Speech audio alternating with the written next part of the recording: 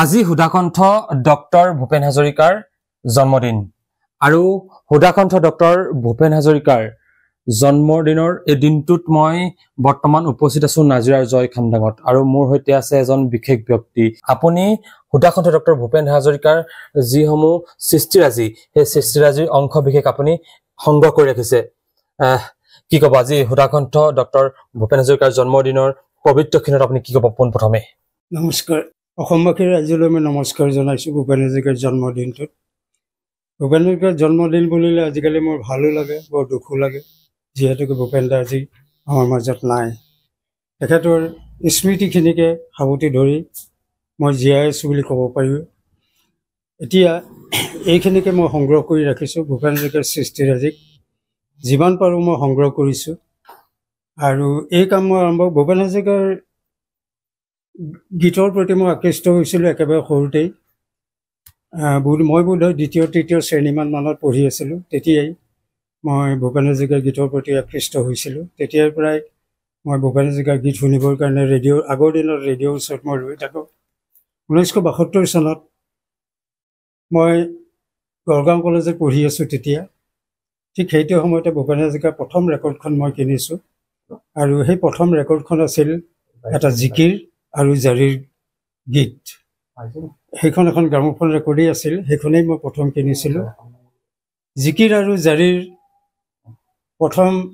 ৰেকৰ্ডত সন্নিৱিষ্ট কৰা ব্যক্তিজন ভূপেন হাজৰিকাই হয় তাৰপিছত বহুতো জিকিৰ আৰু জাৰি ওলাল বাণীবদ্ধ হ'ল কিন্তু প্ৰথম ভূপেন হাজৰিকাই বাণীবদ্ধ কৰিছিল গ্ৰামোফোন ৰেকৰ্ডত আৰু সেইখন ৰেকৰ্ডেই মই প্ৰথম কিনিছিলোঁ আৰু সেই একেদিনাই মই এটা ৰেকৰ্ড প্লেয়াৰ কিনিছিলোঁ নাজিৰা বৰতলৰ পৰা আৰু তেতিয়াৰ পৰা অহৰহ মই কালেকশ্যন কৰি গৈ আছোঁ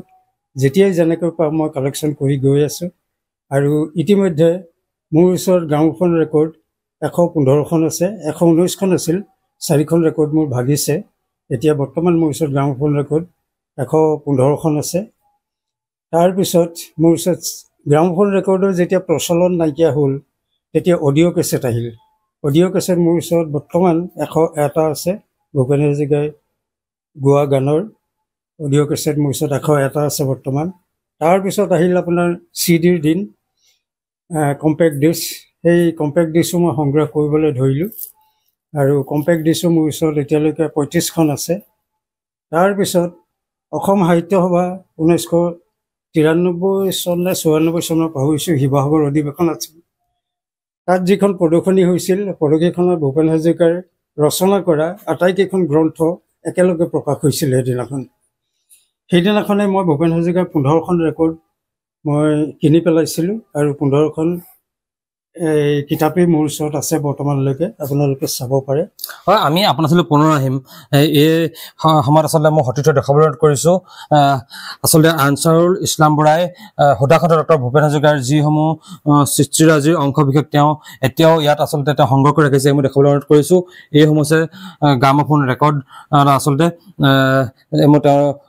আজিও আচলতে তেওঁ সংৰক্ষণ কৰি ৰাখিছে বুলি ক'ব লাগিব এই মুহূৰ্তত আচলতে প্ৰতিটো সৃষ্টিৰাজি তেওঁ এইদৰে সংৰক্ষণ কৰি ৰাখিছে এইদৰে অডিঅ' যিসমূহ কেছেট সেইবিলাকো তেওঁ এইসমূহ এইদৰে সংৰক্ষণ কৰি ৰাখিছে বুলি ক'ব লাগিব এই মুহূৰ্তত আৰু যিসমূহ আচলতে নিউজ পেপাৰত ওলোৱা যিসমূহ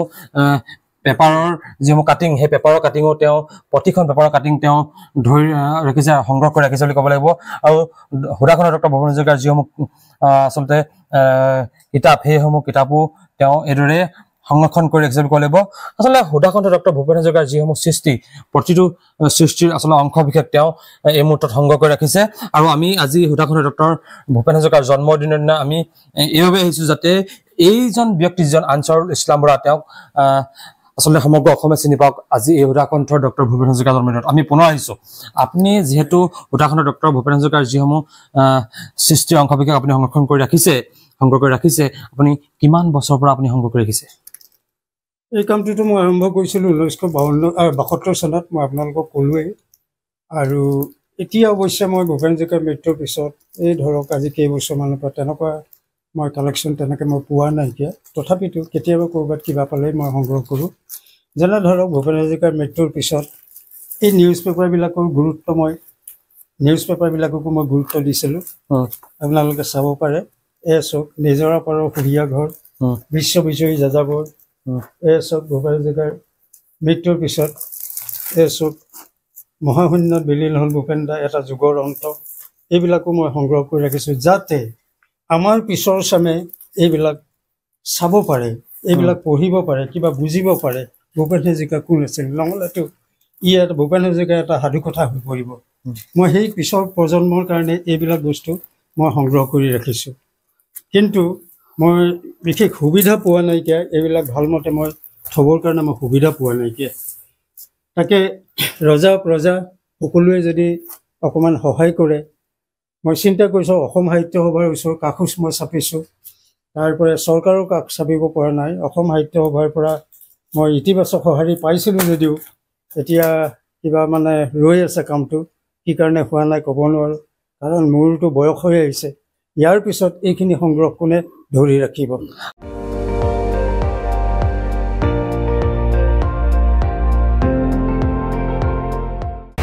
আপুনি চাই আছে ND24,